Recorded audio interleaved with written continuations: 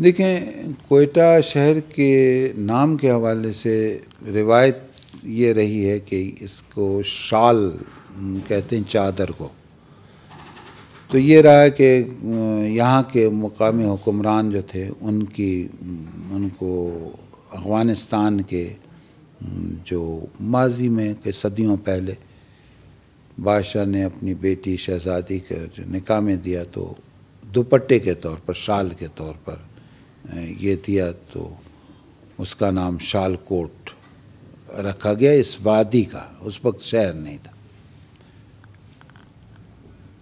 کچھ یہ کہتے ہیں کہ یہ جو قلعہ ہے جس کا جو چھاونی میں مٹی کا قلعہ ہے، اس کو فورٹ کہتے ہیں، کوٹ کہتے ہیں، مقامی زبان میں انگریزی میں فورٹ کہتے ہیں.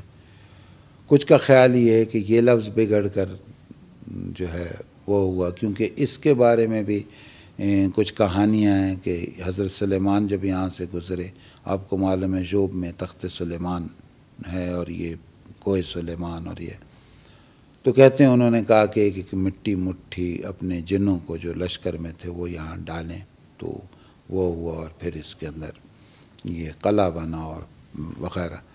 تو اس حوالے سے تو اس کا نام ہے. اب جہاں تک اس کی ڈیولپمنٹ کا تعلق ہے تو اس کی ڈیولپمنٹ کے دو عہد، ایک تو 1878 میں جب دوسری اینگلو افغان وار ہوئی ہے، افغانستان پہ جب فوجیں گئی ہیں، تب اس کی تعمیر ہوئی. پھر یہ کہ ریلوے کے آ جانے سے، ریلوے کے اس پر، اور اس کی جو چھاونی ہے اس کی بڑی اہمیت ہمیشہ سے رہی ہے. یہ دفاعی نقطہ نگاہ سے اہم رہا.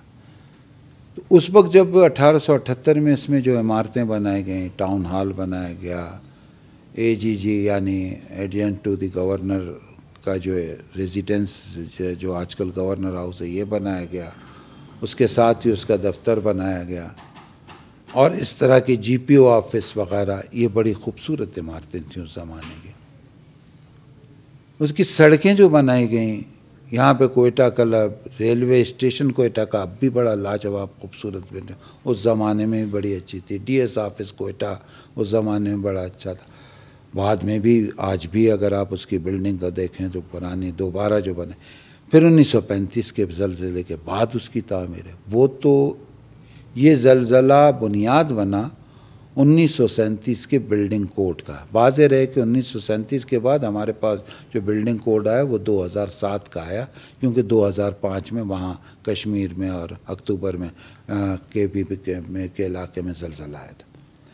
پھر جو عمارتیں بنی ان میں سے جو عمارتیں ہیں وہ اگر آپ دیکھیں، ہائی کورٹ کی بلڈنگ بڑی خوبصورت بلڈنگ اور بڑی مضبوط بلڈنگ.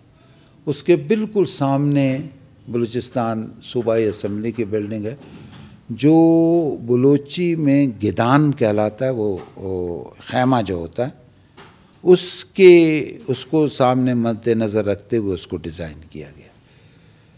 پھر اسٹیٹ بینک کی بلڈنگ بہت خوبصورت بنائی گئی ہے، بڑی مضبوط بنائی ہے.